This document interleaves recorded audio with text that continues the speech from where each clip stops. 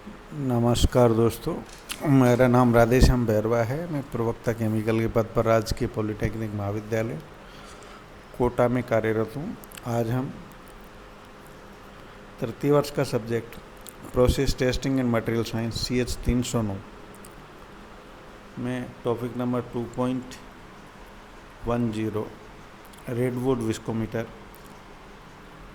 का अध्ययन करेंगे।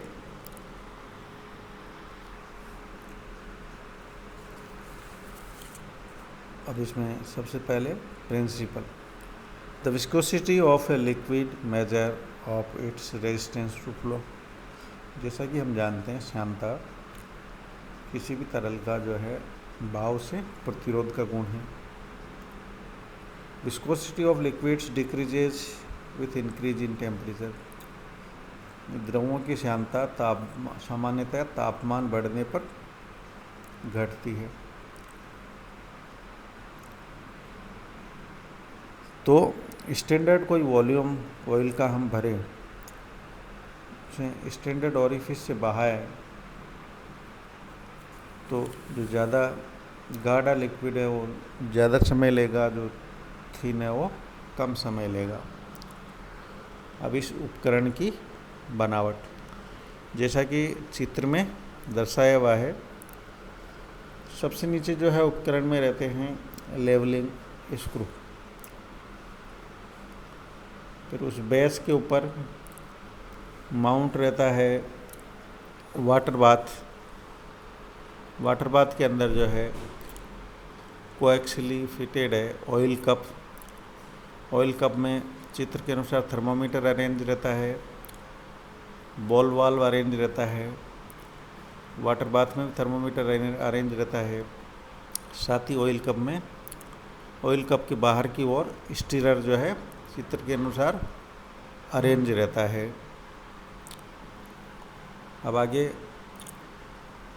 इसकी बनावट।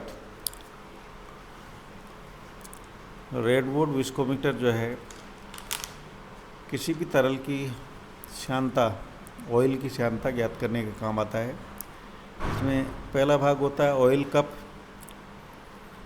ये जो है ब्रास का एक सिलिंड्रिकल कप होता है जिसकी ऊंचाई 50 mm और व्यास 46.5 mm होता है। इस कप का जो है ऊपरी सिरा खुला रहता है। बॉटम में एक जो है एगेट जेट फिट होता है, ओरिफिस फिट होता है। अब ओरिफिस इसके नंबर के अनुसार होता है। अगर रेडवुड विस्कोमीटर नंबर 1 है तो 1.62 mm डाया और 10 mm लंबा ओरिफिस फिट रहता है।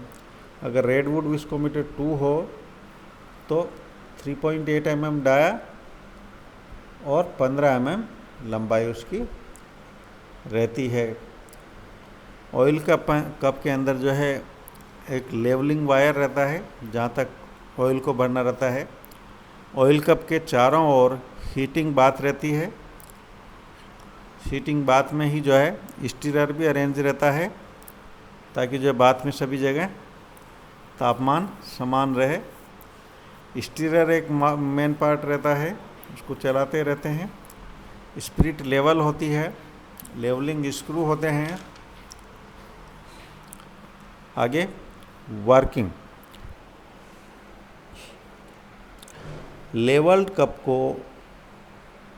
लेवल्ड साफ कप को बॉल वाल्व जो है होल पे रखते हैं।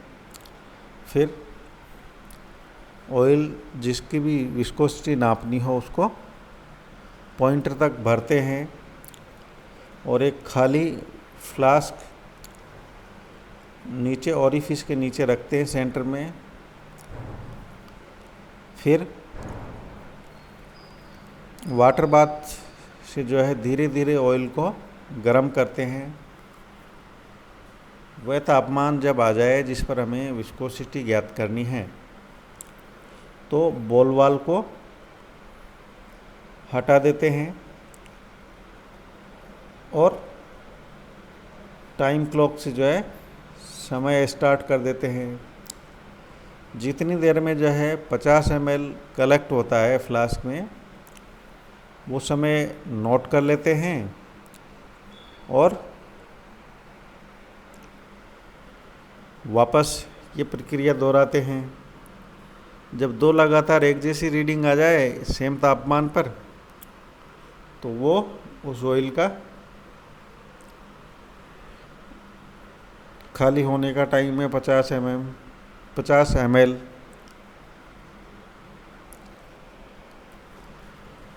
सेकेंड की काइनेमेटिक विस्कोसिटी के साथ टेबल्स भी रहती है किताबों में, उनको देखते हुए सेकेंड के अकॉर्डिंग काइनेमेटिक विस्कोसिटी सीधा पढ़ के निकाल सकते हैं। दूसरा, इसके एम्पिरिकल फार्मूला भी रहते हैं इस प्रकार, जैसे विस्कोसिटी बराबर AT माइनस B/T। यहाँ A और B कॉन्स्टेंट्स है। अगर जो है रेडवुड विस्कोमीटर फर्स्ट हमने काम लिया है और सेकंड में समय जो है 100 सेकंड से कम आया हो, तो B का मान 1.78 और A का मान 0.0026 लेते हैं। अगर सेकंड्स में जो ड्यूरेशन खाली होने का 50 ml वो 100 सेकंड से ज़्यादा आया हो, तो B का मान 0.5 और A का मान 0.00247 लेते हैं। रेडवुड विस्कोमीटर सेकंड के लिए 0.027 T-20/T जो है सूत्र होता है विस्कोसिटी बराबर। तो इनमें निकाल के भी, इनमें मान रख के सेकंड में सीधा हम विस्कोसिटी की, काइनेमेटिक विस्कोसिटी की गणना कर सकते हैं। इस प्रकार जो है ये उपकरण लुब्रिकेंट ऑयल की श्यानता ज्ञात करने के लिए काम में आता है समय के रूप में। धन्यवाद।